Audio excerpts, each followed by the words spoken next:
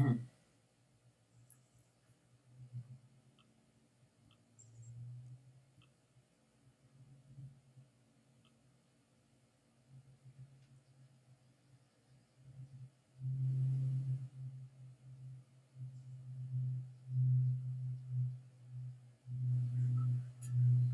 you ready for some football? Wednesday afternoon football. Are you ready for some football?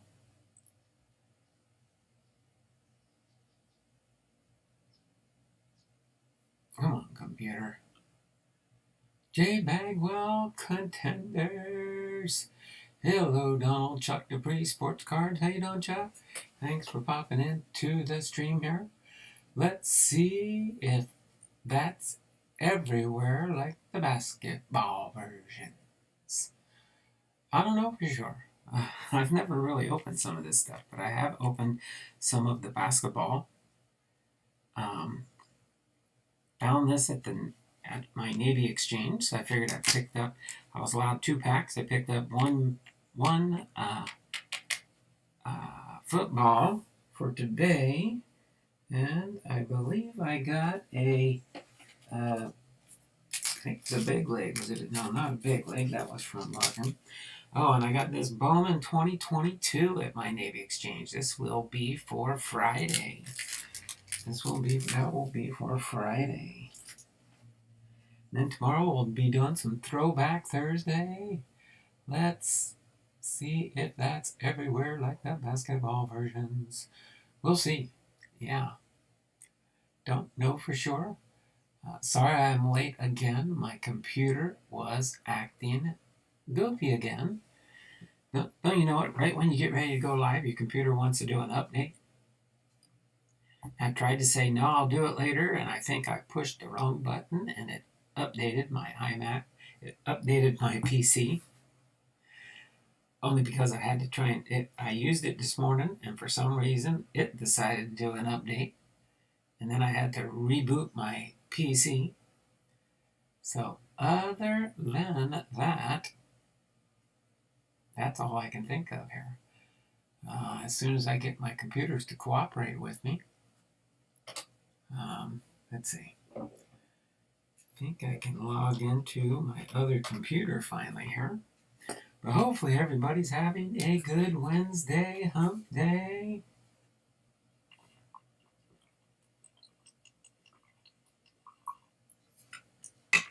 I think my other stream here is going to pop open here in a second. It's trying to open up at my YouTube window, that's for sure.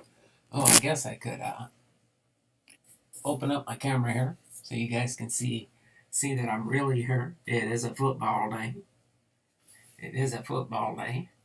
Apologize, I didn't have a chance to get a football jersey on or anything. All I got is Russell Wilson, and I'm not going to wear his jersey for a while now, since he's no longer a Seattle Seahawk. Seahawk. But are you ready for some football? 1971 Pro Football Hall of Fame class. Are you ready for some football? Yep, my computer's loading up, so that's why I'm killing time too. Making sure everything's set up so I can see everything before I do my switches. Alright, so after we do our boom, boom, boom Hall of Fame class, there are 7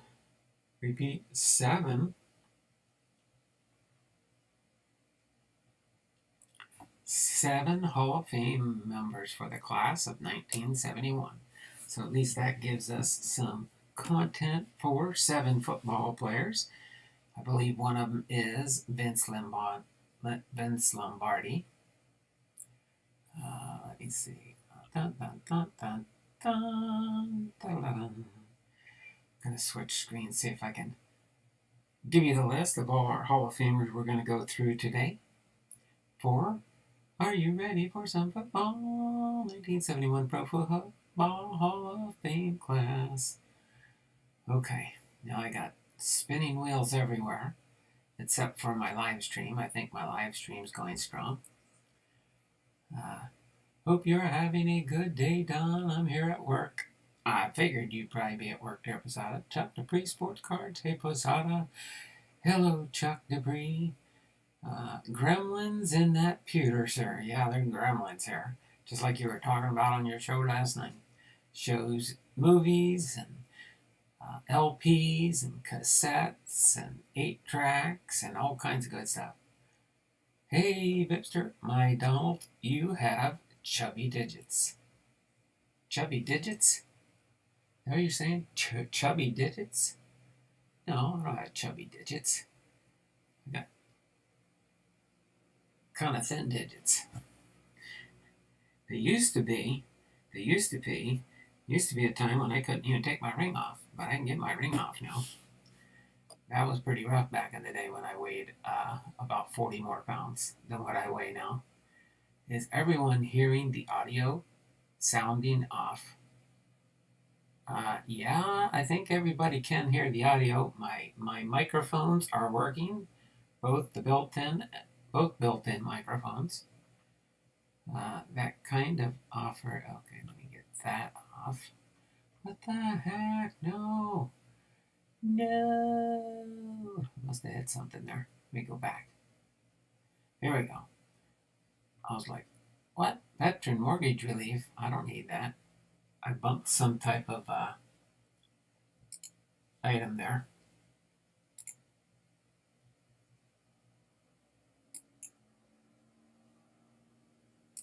Okay, get that off. Get this up and running first, and then I'll open up my browser there. Now, my computer is doing so much goofy stuff. Don't get old. Do me a favor. Don't get old. Just don't get old. Everything, sometimes I move faster than my computer. That's pretty bad. Yes, that can go there. This can minimize there. Get my Google Chrome open there. Sorry, it's loading still. Maybe by the half-hour mark we'll get the show rolling here. Sorry, everybody. I think it's like my daughter says, at night when I go to bed, I should turn my computers off and let them have a chance to rest. Then when I wake up in the morning, I can turn them on. I think that's what I'm going to have to start doing. It always did work better that way. And then I said, no, I'm going to go back to my old styles, and that's probably why it's having the problems it's having. Oh, come on.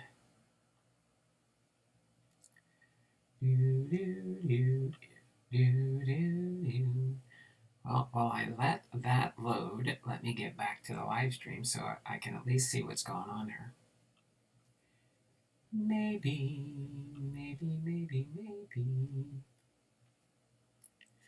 Don't mind me.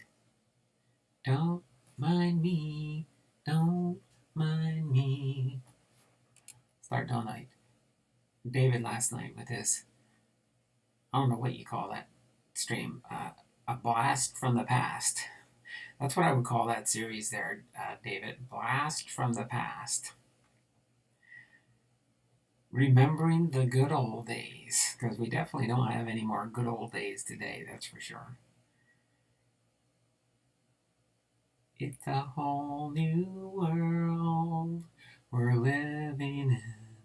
It's a whole new world we're living in.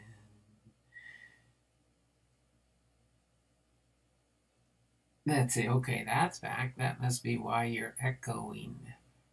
Oh, so you're pulling from two sources. Oh, no, actually, not two sources. Am I echoing? I can turn one source off. Hold on a second. Maybe. Let me see if I turn one off. How's that sound? Does that sound any better if I turn one off and don't have both running? How's that?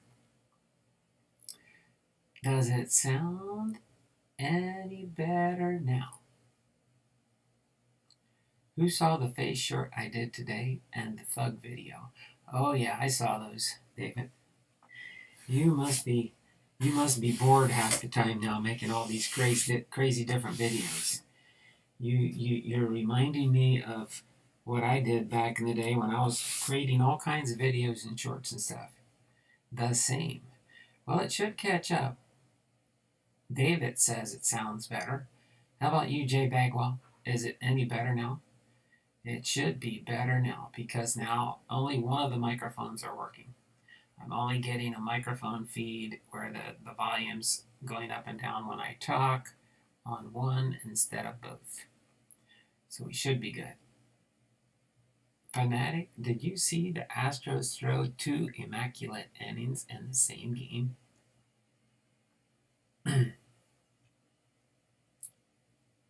101 degrees here on Brostein. Okay, let's see. We got that good, that good. Let me get back to our content. All right, I think we are good. So we're going to be going through Jim Brown's induction, or the biographies we're going to do for our 7 players for 1971. And this will be the last big class we have for a little while, I think, until 1987. So we'll be good for a couple months here on just smaller streams, not so many people. But for the class of 1971, we have 7. Jim Brown, Bill Hewitt, Frank Kinard, Vince Lombardi, Andy Robustelli, and Y.A. Tittle, and Norm Van Brocklin. Norm Van Brocklin. Don't do this. Stay where you're at. It's thinking again. There we go. So let's, without further ado, get into Jim Brown's biography here for his induction.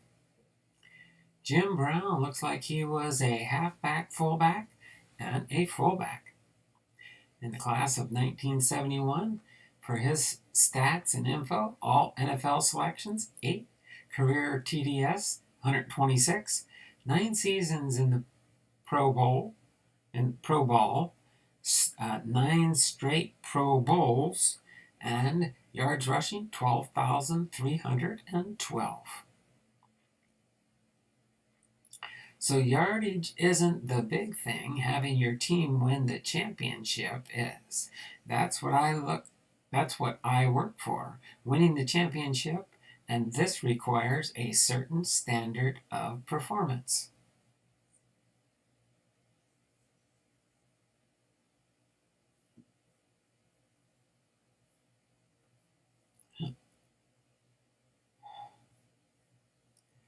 So Jim Brown was a superb craftsman whose primary job was to run with the football for the Cleveland Browns. For 9 seasons, he did it better than any player before him.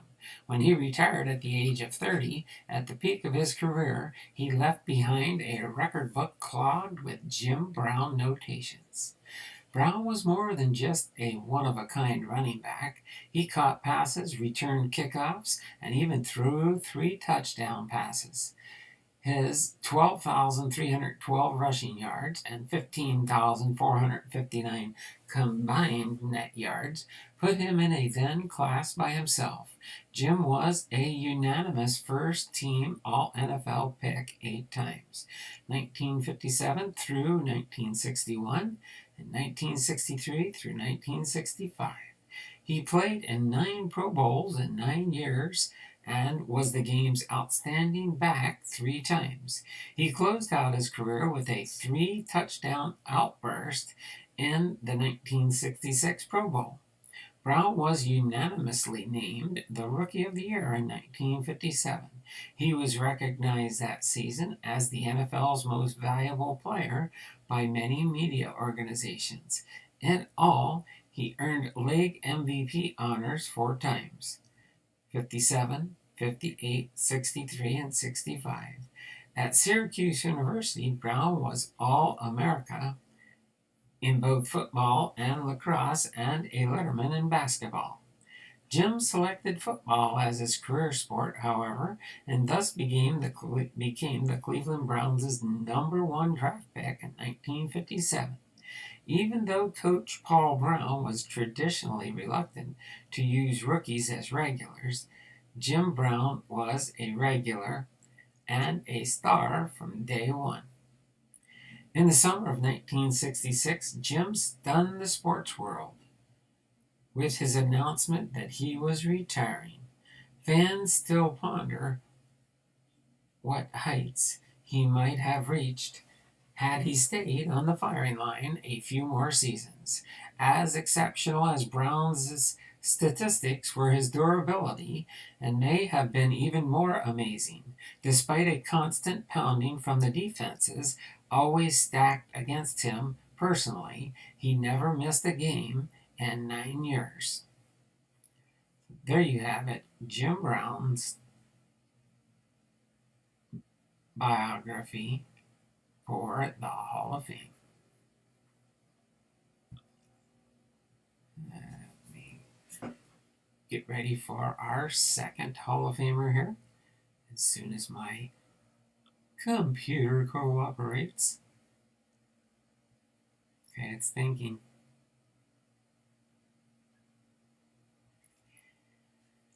All right, well, let's see if I can get at least my chat opened up on my other computer here. Hopefully.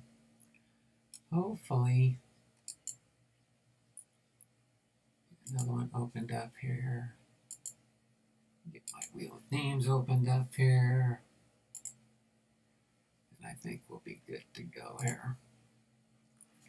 All right, the computer's almost up and running here. Sorry once again for the delay. What happens when a computer is running slow? Okay.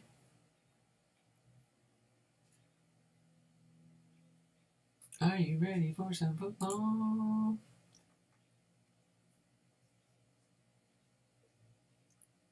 Okay.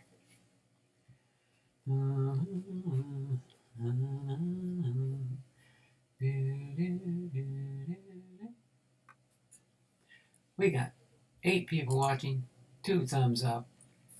What do we got here? Chuck Dupree, Alan Scott, Jim Brown, best right running back of all the time.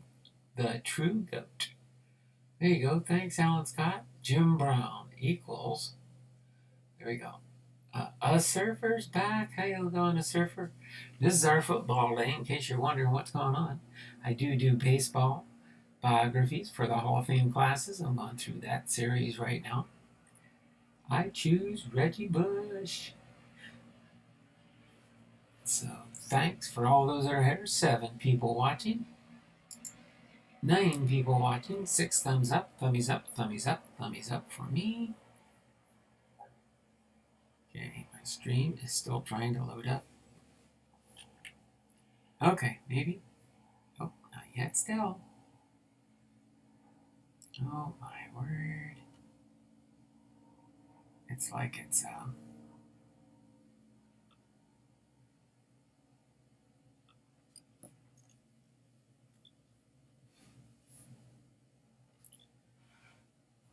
is it just me, or is the internet working slow across the United States? My computer is still thinking. Not my PC now, but my computer, my iMac. Let's see. Is it loaded yet? Nope.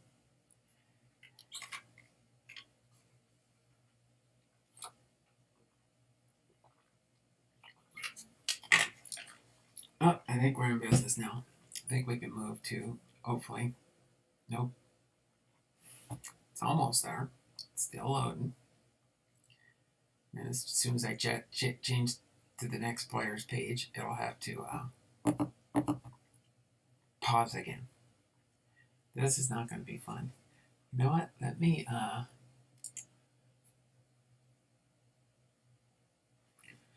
really want to use this one, but I might have to. Might have to use my other computer here.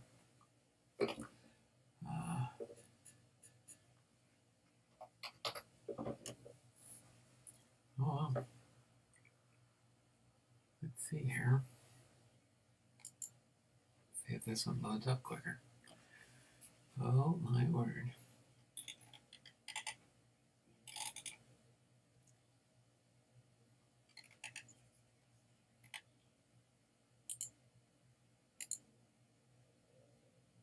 I think we're getting there. I got one of them loaded up.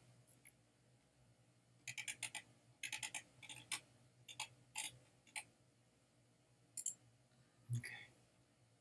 I was just there, and now it switched pages on me. Oh my word. No. Okay. There we go. Okay, now maybe it's working better now. We'll see. Bill Hewitt's coming up next. As soon as it loads. Come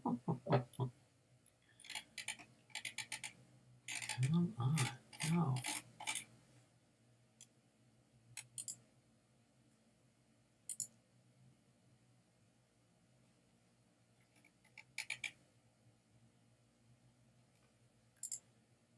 By class.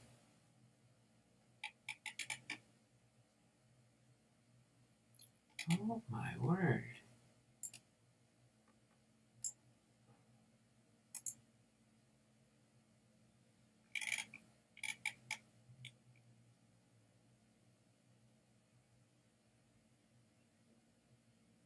Oh, you know what? How about I do that?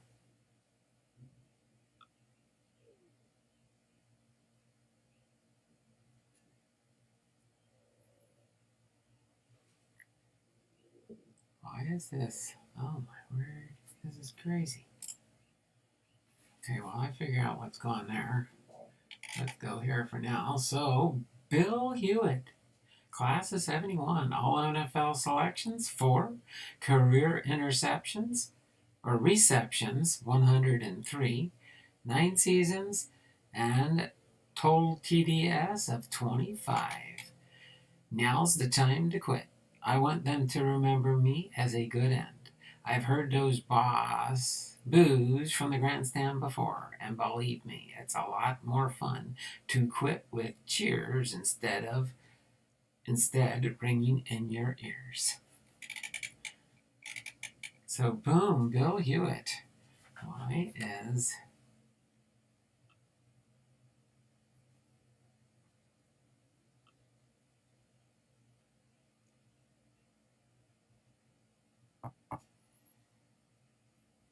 this is just not working today. So Bill Hewitt is most often remembered for his stubborn refusal to wear a helmet. He finally donned headgear in his final NFL season, but only because new NFL rules left him no choice. While an interesting sidelight, this should not overshadow the fact that Hewitt was one of the finest two-way ends ever to play football at any level. Bill was a terror on offense, but absolutely peerless on defense, an Ironman performer who averaged more than 50 minutes playing time each game. Hewitt had a zest for competition and a record for making the biggest plays in the toughest situations. He was always conjuring up new gimmicks to foil the opposition. One of his special plays called for a jump pass from fullback Bronco Nagurski. Hewitt would in turn lateral to another end, Bill Carr racing toward the goal line. It was this play that gave the Bears a victory in the NFL's first championship game in 1933, 23-21 win over the New York Giants. On defense, Hewitt became the first player to make the masses take their eyes off the football just to watch him stymie the opponent because he had jet propulsion, start at the snap of the ball, and the fans tabbed him the offside kid because they couldn't fathom anyone reacting so quickly without being offside. Equally impressive was his tackling. and his uncanny knack of diagnosing enemy plays. Hewitt was the first to admit he wasn't much of a player either in high school or at the University of Michigan. Once he reached the NFL, it was a different story. He was named All-League as a rookie by one major publication and repeated the honor in 1933, 34, 36, 37, and 38. The last two times he was selected as member of the Philadelphia Eagles. So there you have it. Bill Hewitt for our second inductee for class of 1971. Okay. Back here. I think this one's going to work quicker. But it just gives me a weird angle to interact. But I'll get back in the chat here just in a second here. See who's hanging out here. Since I'm having problems with both computators. All right. Shoot, Chuck. I take a Barry Sanders also. And Emmett Smith. The only thing I hold against Emmett is when he went to Arizona, he was done and just holding on too long. Emmett is a card collector, massive collection of baseball cards. Michael R. Heath, Dragon Gora, and just like that. That's odd that Emmett would collect baseball cards. Donald, did you participate in Disco Demolition Night? Or was it just a myth? No, it had to be a myth. I didn't do no Disco Demolition Night, that's for sure. I don't even know where you got that from, David. All right. Dun, dun, dun, dun, dun. All right, let me see if... Oh, my word. Okay. Let's go over here to this computator, and our third Hall of Famer is going to be Frank Kinard. Guess we're going to have to stick with me looking at my other computer, because this one's not working. We want you, but it's not working, so I have to use you. Oh, wait a minute. It's here. Let me see if it'll load up. Sometimes my computer does stuff in the background and then it just slows everything down. Now it's thinking. But Kinard is already here, so we'll see. Looks like Frank Kinard looks like a utility man and a tight end is my guess. He had 9 seasons in the professional football. We didn't have enough players for someone to be taking a vacation in mid-season. Everyone who played back then showed up for every game. If you got hurt, too bad. To play, you retired.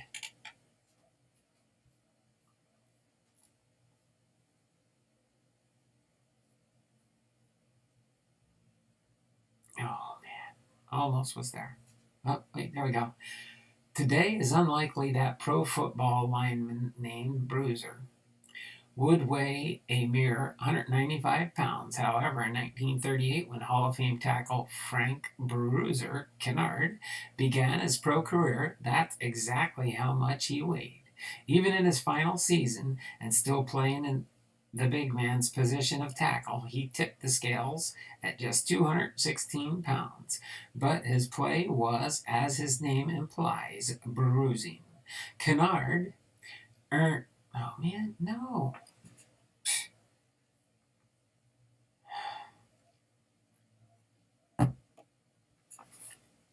You ever had a day that never would go right? That's the day. Must be one of those... It's the middle of the month, Wednesday. 15th. First half of the month's over after today. Tomorrow we start second half of June. Kinard earned a host of accolades during the 9 years he played pro football, including all NFL recognition from 1938 through 1944 as a member of the Brooklyn Tigers team in 1946. After a one-year hiatus due to military service, Bruiser returned to pro football as a member of the New York Yankees and of the newly formed American Football Conference. That same year, he became the first pro football player to earn all-league honors in both leagues. Kinard was a two-time All-America at the University of Mississippi. When he was drafted in the third round by the Dodgers in 1938, it was a year abounding with outstanding rookies, but only two, Kinard and Byron Whizzer White, made the All-NFL team. Kinard had a burning desire to play, and he played for keeps. He had outstanding speed for a tackle, and his admirers, of whom there were many, insist that he would have been outstanding at any position. On offensive plays, and particularly the Dodgers' patented shovel pass, Kinard was the key blocker on defense as he was a crushing tackler. The Bruiser was tough and durable even in the rough and tumble competition of pro football.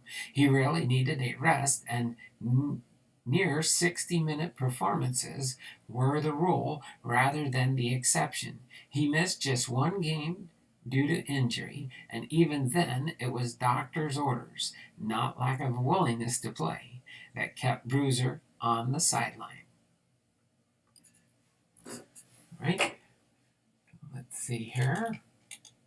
That was Frank Bruiser Kinard. Okay. So next now we have up in the field is Vince Lombardi. Vince Lombardi. Let's see if I can get my better computer to operate up to speed here. Guess not. It might switch. We'll see. I'll just get ready with Vince Lombardi. Of course, everybody knows Vince Lombardi was a head coach / head coach. Okay. It's thinking. How quick can it think? Maybe. Not yet. So, Vince Lombardi's career record as a coach was 105 wins, 35 losses, and 6 ties, 5 NFL titles, 10 seasons,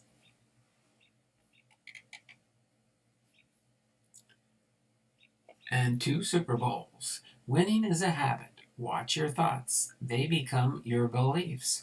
Watch your beliefs. They become your words. Watch your words. They become your actions. Watch your actions. They become your habits. And watch your habits. They become your character. That was a quote by Vince Lombardi. All right. Let's continue on here with Vince Lombardi since my other screen is not changing. Vince Lombardi, at the age of 45, when most pro football luminaries have made their mark and passed from the scene of a young man's game, was embarking on the dual adventure of being head coach and general manager of the Green Bay Packers.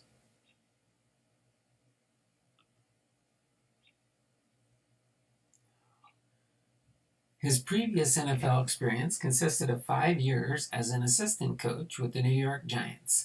Amazingly, Vince basked in the limelight for only 1 decade. Cancer struck him down as he seemingly was about to create a second miracle.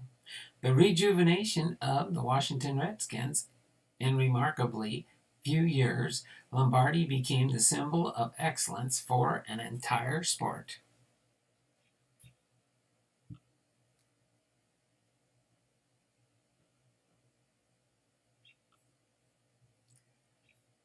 All right, I think we're good here. There have been a few teams in pro football history in a more downtrodden state than the Packers were when Lombardi was first approached about the coaching job in 1959. Vince had gained a reputation with the Giants for his stylish, thorough, and imaginative craftsmanship on offense. He seemed to have all the credentials to be a successful head coach. Lombardi insisted on a 5-year contract to give his building program a fair chance, but he set his plan into action at his very first team meeting. I have been on a losing team, gentlemen, and I do not intend to start now. The Packers improved from 1-10-1 in 1958 to 7-5 in 1959. The next 8 years, the Packers were in a class by themselves, winning 6 divisional titles and 5 NFL championships and achieving victories in Super Bowls 1 and 2. In 1968, Vince retired as the Packers coach, but retained his general manager's duties. He found the hours out of action boring, and in 1969 he moved to Washington, where the Redskins were struggling much the way the Packers had in 10 years earlier. Remarkably, in his first season with the Redskins, Lombardi created an equally amazing result, a 7-5-2 record. There you have it, Vince Lombardi for our 4th out of 7. Next we have is Andy Robustelli. Andy Robustelli. Looks like he was a defensive lineman and a defensive end. Andy Robustelli. All NFL selections, 7. Fumble recoveries, 22. NFL title games, 8. 7 Pro Bowls and 14 seasons in professional football. There's only one way to play this game, and that is hard and as tough as you can. Right? Gonna cooperate, are you? The Los Angeles Rams drafted Andy Robustelli, an end from Tiny Arnold College, in the 19th round of the 1951 National Football League draft. A long shot to make the team as an offensive end. The Rams already had such stars as Tom Fears and Elroy Crazy Legs Hirsch. Robustelli responded in the only way he knew how, to go all out to make good at what was available to him, the defensive unit. Sorry, let me move this computer in the chat so I can see what's going on here. And just like that. Mike R. Heath, I'm back. How's everyone doing? War Games is a classic. Hey, Mike Heath. Hi, Chuck. Chuck, this one had a 78 Murray rookie. I was very worried. I was very worried. Glad it came back. Oh, wow. I would be too. Pipster, be right back. Cards. Okay, Robert. Hello, cards in my car. Woohoo! It's cooling down here. It's 99. Oh, my word. I wish we could get to warmer weather here. Of course, probably once it gets here, then we'll want it to go away. But it is cloudy and overcast. Not supposed to rain today, but it's supposed to start raining again tomorrow. We'll see. We'll just play it by ear. History will record that Andy became one of the finest defensive ends. Let me do a refresh here. Chuck, I did not know if I sent a card off to PSA, like the Murray rookie. If it grades 7 or lower, it would cost $30 to grade. If it receives an 8 or higher, you pay the higher value price. Oh, wow. Really? That's where they're getting really crazy with these graded cards. That's why, personally, I don't invest in them. A card is a card. It's meant to be a card. If you keep it nice, it'll stay nice. Yeah, I like that. PSA is a scam. Yeah, they got a racket going there now, I think. I really do think they've got a racket going now. All right? So after 5 outstanding seasons in Los Angeles, the Rams dealt him to the Giants for a first. Oh wait, no. History will record that Andy became one of the finest defensive ends in pro football history, playing 5 years with the Rams and then 9 years with the New York Giants. He was a regular for the Rams 1951 championship team, and one game he missed that season was the only one he missed in 14 NFL seasons. After 5 outstanding seasons in Los Angeles, the Rams dealt him to the Giants for a first-round draft pick. Andy performed even better in New York and is credited with molding together the 1956 Giants team that won the NFL championship. A natural leader as well as an outstanding player, Robustelli was a big factor in the Giants' on-field success. He stayed with the New York team for 9 seasons, and the last 3 as a player coach. Robustelli was not big for a modern-day defensive end, weighing only 230 pounds. But it was clearly one of the finest pass rushers the game has seen. He was named All-Pro 7 times and was named to the Pro Bowl 7 times. In 1962, the Maxwell Club selected Robustelli as the NFL's outstanding player, an honor that up until then was generally reserved for an offensive player.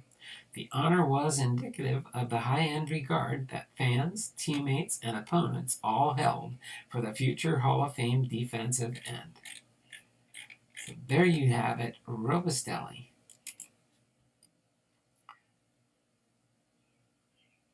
Chuck, you watch the Cog Sports I Love Snake and Rusty Nuts. They are awesome, awesome channel. Right. There we go with Robustelli. Next we have Y.A. Tittle. Y.A. Tittle.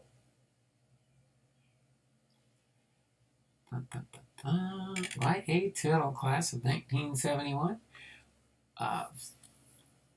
4 years, all NFL. 28,339 passing yards, 7 Pro Bowls, 17 seasons, and 212 touchdown passes. And he says, I was a strict, straight arrow quarterback when I came to the 49ers.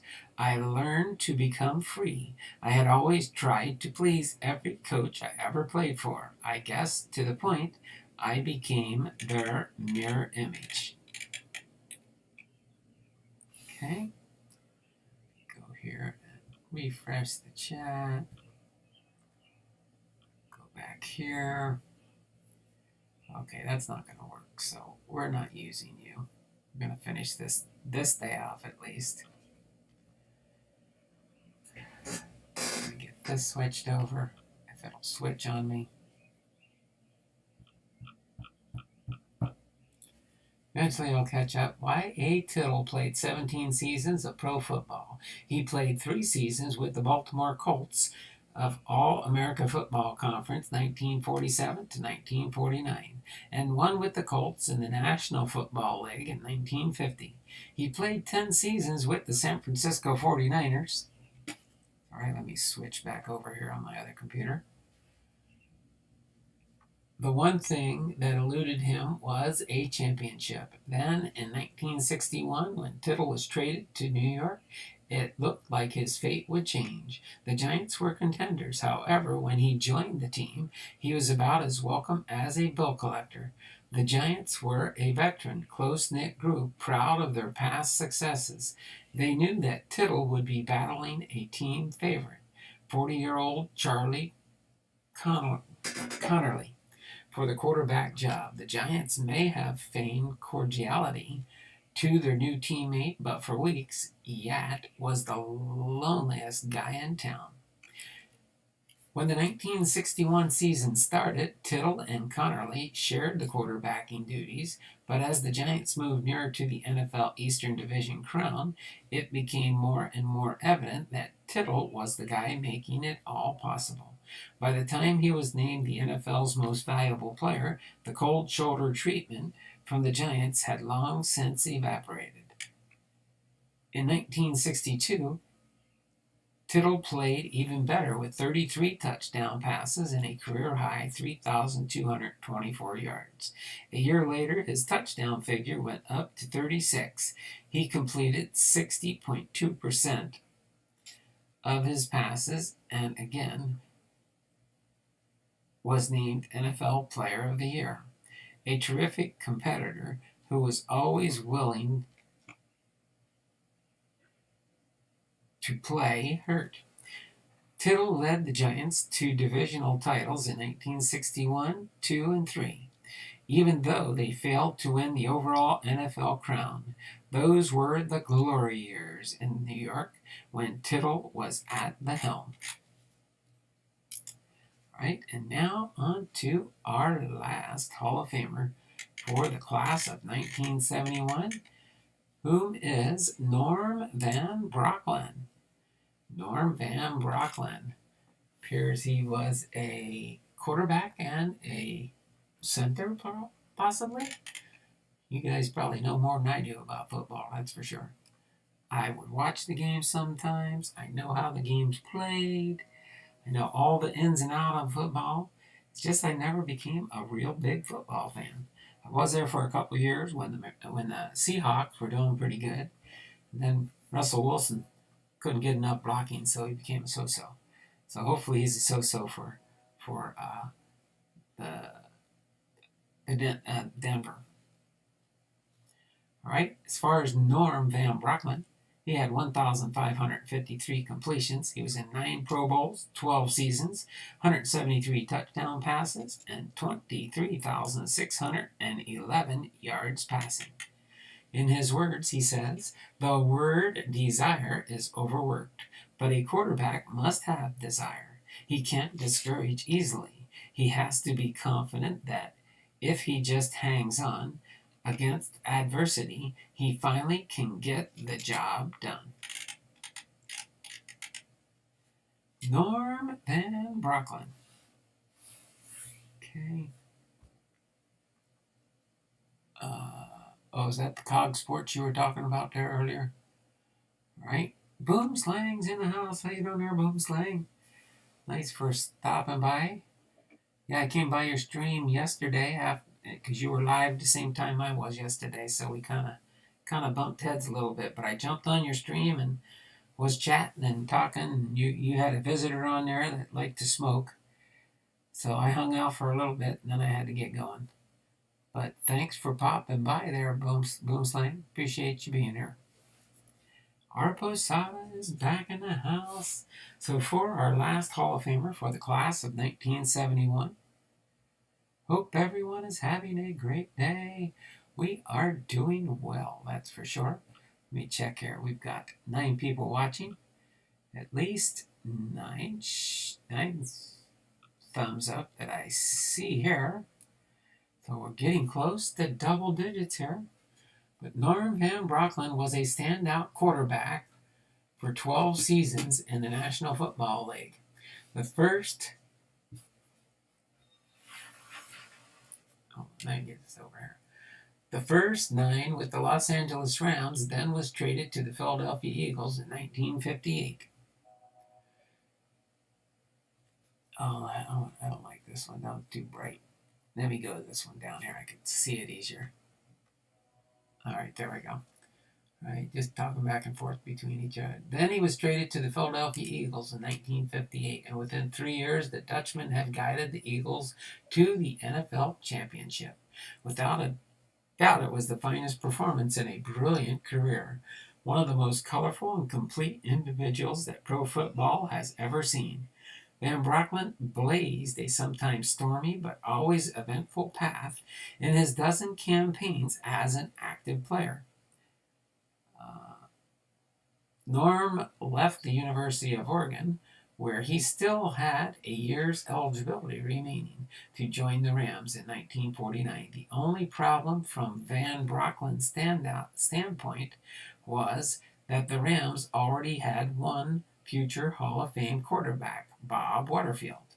The net result was that 2 great quarterbacks had to share passing duties for a few seasons, a situation that any great competitor, which Norm certainly was, couldn't be expected to accept with any enthusiasm.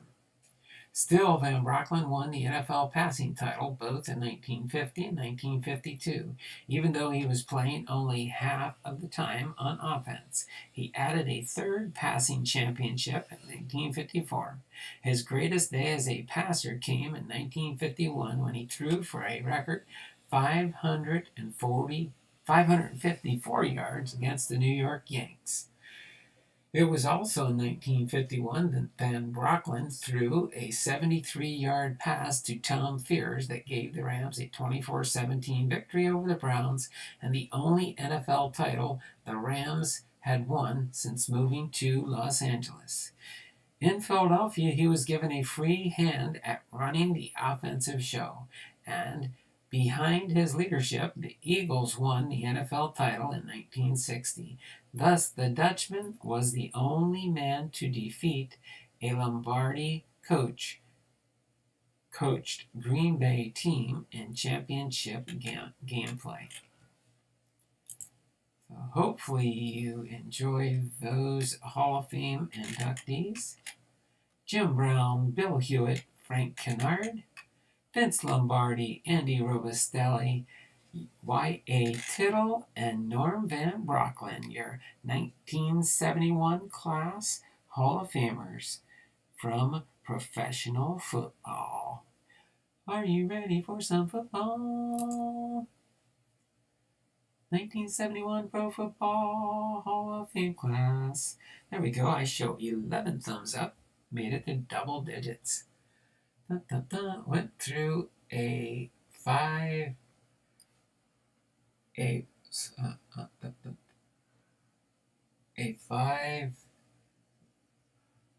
5K box today of 1992 Bowman and found 6 Riviera rookie cards. So there we go. That is always cool.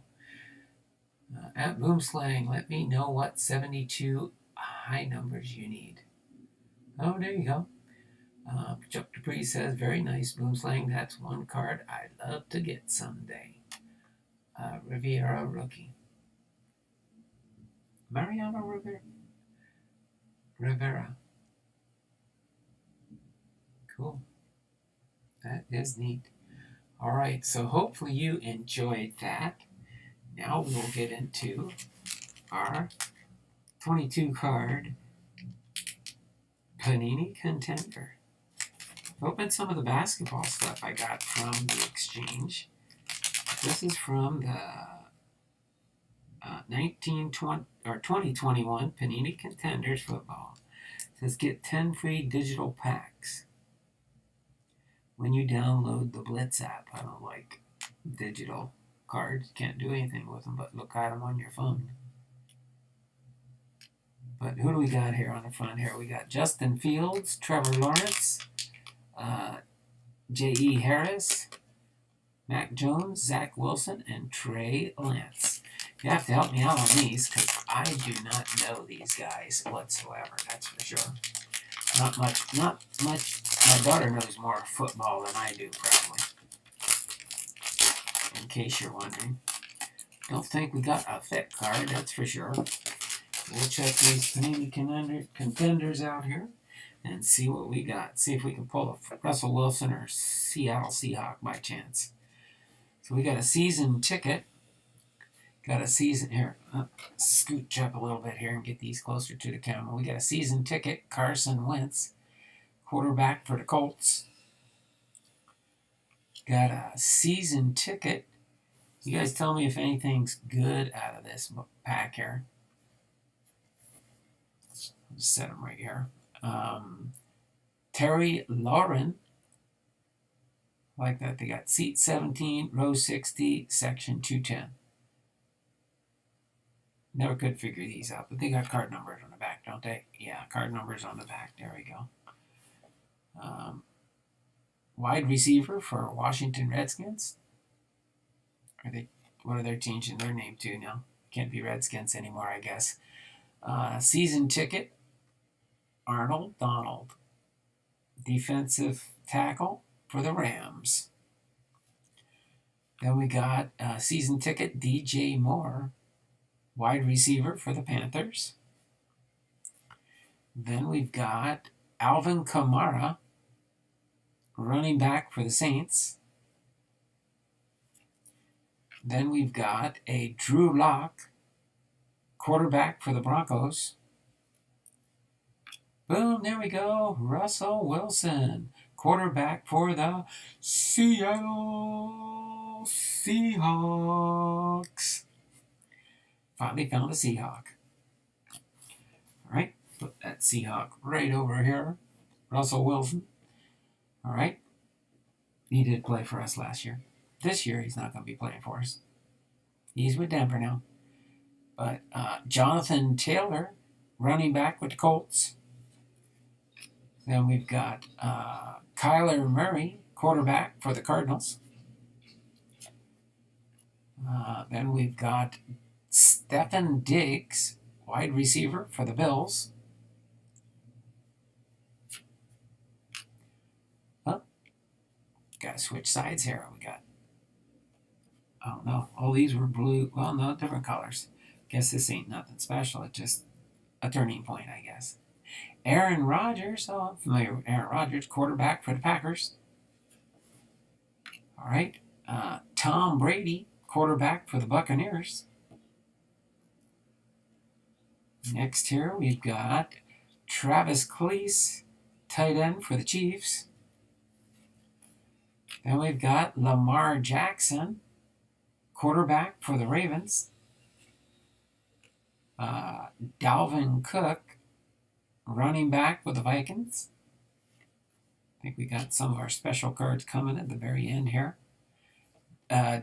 Myles Garrett, defensive end for the Browns. Miles Sanders, running back for the Eagles. All right. We got Jaire Alexander. What's that? C-back? Center back? I don't know. For the Packers. Boom. Round numbers. We've got Chuba Hubbard with the Panthers. And Amon-Ra with the Browns. Round numbers for what? What do they call that? Round numbers for?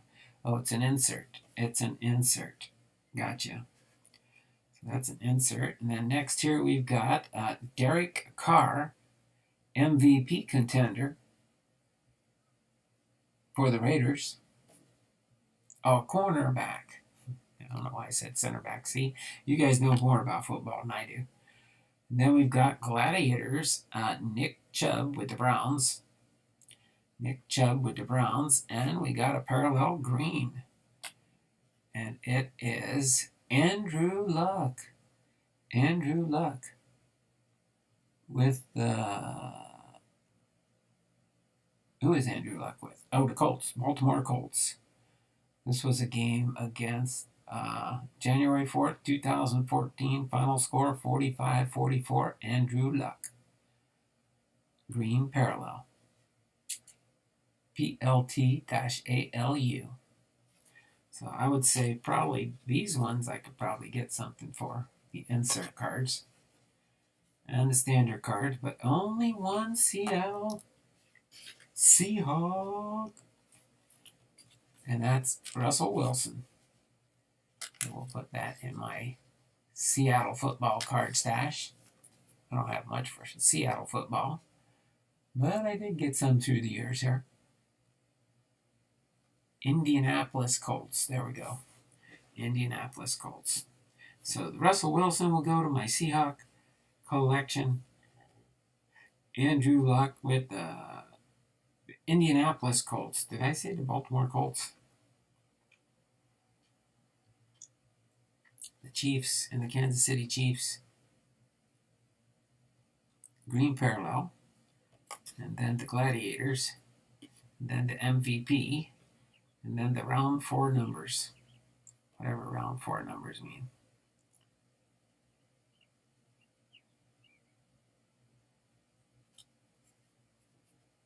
So Was there anything real good that jumped out at you in those packs? If not, that's fine. I did get one for my Seahawks. That's about it. Can't think if there's... Hold on a second. Let's see. What do I got here? Maybe I'll do a... What do we got? What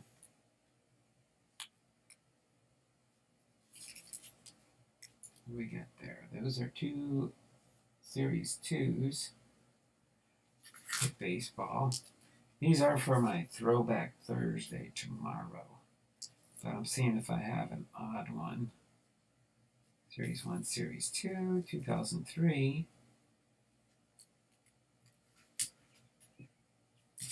Yeah. 2002, Series 1 and 2.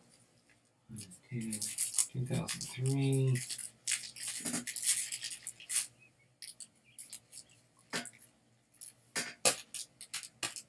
No, I think I'll leave these for tomorrow.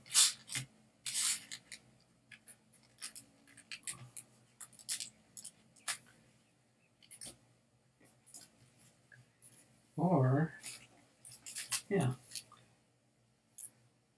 Oh, these weren't contenders. These were draft picks, right? Hold on. I was going to say I could... Well, it's still a Panini product, right? I could always just pick them. Okay, let's do that. Okay. I was going to save this one, but for Hall of Fame Friday, but I know these are just draft picks. So let's do the Panini draft picks here. So the only good one, I don't know if we'll get any Seattle ones out of these or not, but that's all I got for that one. What do we got? 6 people watching, 11 thumbs up. You guys want me to open up the 2021 Panini Contenders? I don't mind opening up 2 packs of baseballs to end our football stream up, unless you just want to keep it strictly football and just end the stream here. We did that over an hour. Let's rip another. Okay, we can do these 2. We can do these Contenders. Not contenders, but draft picks. Alright. We'll save the Panini Prism draft pick bonus pack for last. Okay. We'll see. We got 12 cards in here, and I think it was, if I remember right, I think it's 2 or 3 cards in the bonus pack when we opened the other pack before. Let's see if we can find any big name contenders from last year. Let's see what we get here. Grip and pull fire. That's what we'll try and do. Grip and pull some fire. That'll open it up more for, instead of Friday, yeah. That'll give us 1, 2, 3, 4, 5, 6, 7. Yeah, that'll give us 7 throwback packs from Lockin to open up on tomorrow for our Throwback Thursday. I might find something else to add in with it, but we'll see. Gotta look at my pack box and see what we can find. Alright, you guys let me know if there's any draft picks in here that we need to keep an eye on here, but these again are Panini Prism. These are, ooh, there's a nice sweet green looking card coming up down there. Alright. But we do have Griff McGarry. Again, these will be some from last year. Maybe they picked some of these guys up. And for Virginia. With the Virginia Cavaliers, it looks like. So Griff McGarry. See who else we can find in here. Noah Cameron with the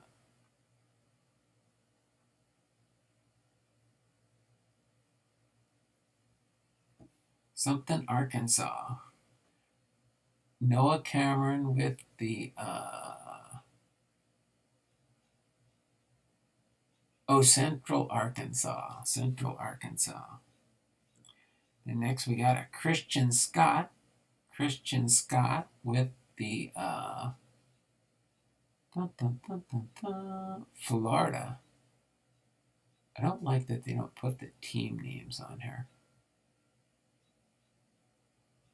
I guess in Sunshine, maybe Florida State University. I don't know.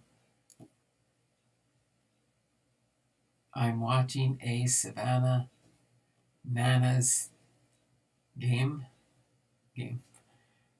Robbie Martin with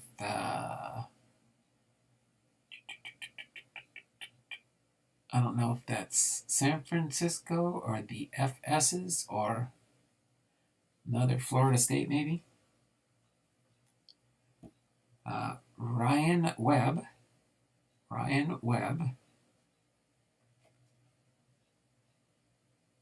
for the Cleveland, the Big Leagues Cleveland Club. Okay, there we go. Cleveland Club. Then who do we got here next? Sam Bachman. This Miami. Wait, and Shohei Ohtani, Los Angeles got the perfect complement to Mike Trout in the lineup. Now they found a running mate in the rotation for their two-way star in Bachman. The hurler boasts an overpowering fastball that touched 101 miles an hour and helped him strike out 93 batters over 59.2 innings for the Red Hawks. Then we got Lonnie White here. Lonnie White with no logo there. Is that like a missing logo? I mean, no logo in there, just a white diamond. Oh, there are two. A star wide receiver in high school, White caught practically everything thrown his way to catch the attention of Penn State. There we go. And then Max Muncy. Oh my word, Max Muncy. Max Muncy. No, it's not a case of deja vu. Oakland really did draft Muncy again, 8 years after snagging the first baseman who currently stars for Los Angeles.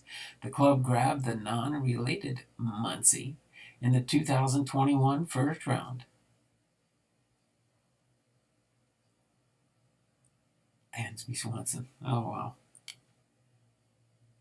Max Muncy just happens to have the same name. Taylor Broadway with Ole Miss Rebels. All right, I'm not going to turn it over because the next one's that green shiny card. Let's see if we can get somebody good here that we might know. See if we can get somebody we might know. You never know. Can't tell the... Anybody recognize that guy's face? I don't know for sure. Just you never know. The Tar Heels. Austin Love for the Tar Heels. That's a cool looking green sparkly card, that's for sure. Definitely shiny. I don't know who this guy's for. Next, we got a fireworks, but let's read it back on this one. Austin Love. Love got his 2021 season off to the kind of start every hurler wishes he could against James Madison on February 19th. The UNC star held the opponents hitless over 6 innings and recorded 6 strikeouts. It propelled the sophomore to a dominant campaign as he finished 10-4 and earned a first-team All-ACC selection.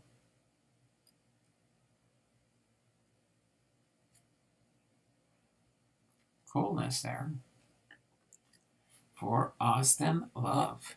Well, that's a pretty cool looking card. Just have to do a little bit more investigating on that. Next up, we've got some fireworks here. Wes Cath, Desert Mountain High School, Scottsdale, Arizona.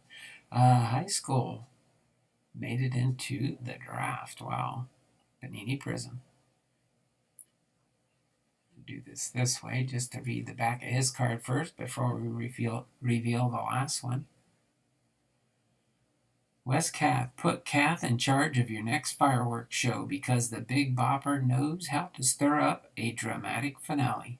In Arizona's 5A state title game on May 18, 2021, he blasted off his final at-bat for Desert Mountain High School, sending his teammates into an explosive frenzy that carried from the dugout to home plate. Pretty cool. A fireworks card. That's one way to end a game in the ninth inning, huh? And then we've got one more card here, and the last one, it's called Thunderstruck. Will Bednar with the Bulldogs. Mississippi State Bulldogs. Thunderstruck, Will Bednar. The University of Texas batters couldn't blame poor weather for their poor fortunes on June 20th, 2021. Bednar soaked them all on his own. The wind was actually blowing out as the Mississippi State righty struck out 15 Longhorns in College World Series action, the most by an individual with the Chicago White Sox since Clemson's Chris Benson 15 in 1996. Wow. Pretty impressive stats there for that Will Bednar. Mississippi State Bulldogs. Guess is it, or are they referring to a Clemson's? Okay, they were referring to a player from the White Sox organization. Well, pretty cool there. 3 cool cards at the end there, especially the Austin Love shiny card. Praise the Lord, it's thundering, send the rain, please. All right, I know you need some rain to cool off there.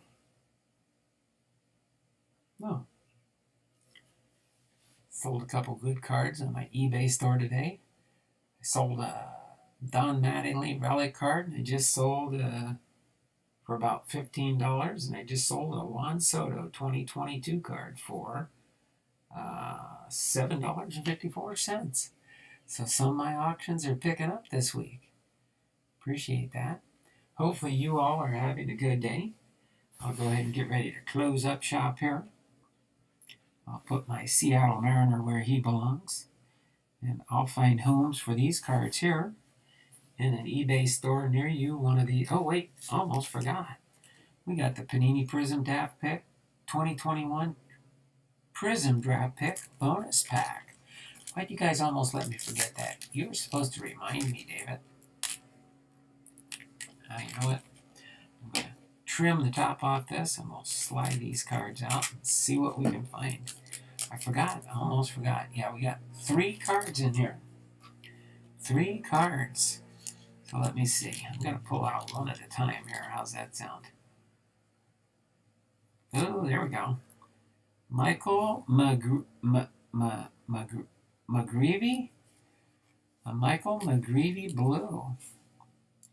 Michael McGreevy Blue from UCSB. UCSB. McGreevy is proof that throwing hard isn't the only way to get hitters out. Thanks to his impeccable control, the hurler is able to paint the corners and get hitters to swing when he wants them to. It helped him record 10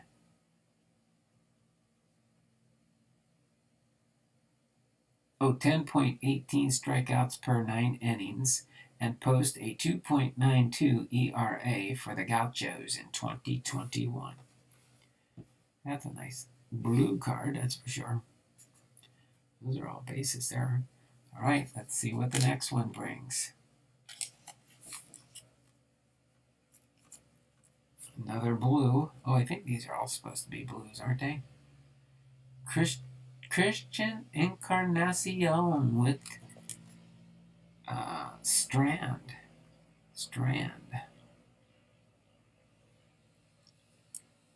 Christian Encarnacion.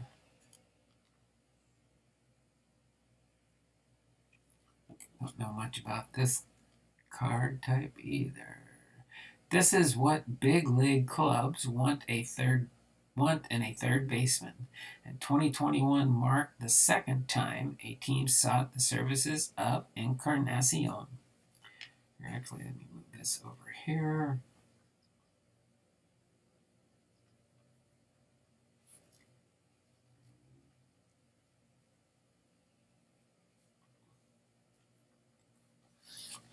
This guy up here. Fireworks right there. We got the two blues. We'll put this one right there, and then we'll see what the third one is.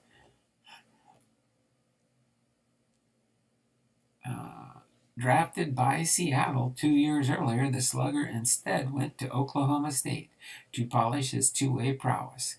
Minnesota saw the shine and added him to its ranks in the 4th round. So Seattle almost had their eyes on this Encarnacion. Awesome there. And let's see who our last card is here. Sean Goosenberg. Sean Goosenberg is our last blue. Oh, sorry.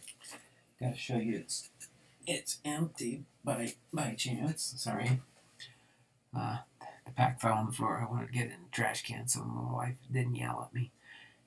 Sean Goosenberg with, don't know what team this is for sure. Sean Goosenberg. Before leaving Northwestern to punish pitchers on the pro level, Goosenberg left behind one of the most dominant offensive seasons in school history. The superb stickman led the Big Ten with a .717 slugging percentage and ranked second to the University of Illinois' Justin Jonas with .401 by batting .362 in 2021. Boom, boom, boom. So Sean Goosenberg. You guys heard of any of these guys? But wait, there's more. As always, be blessed. There we go. David's already signing off for me. I'm almost there, David. Almost there. Gotta finish these. Get these ready to go for my next round of auctions. Probably these might come to an auction near you in July.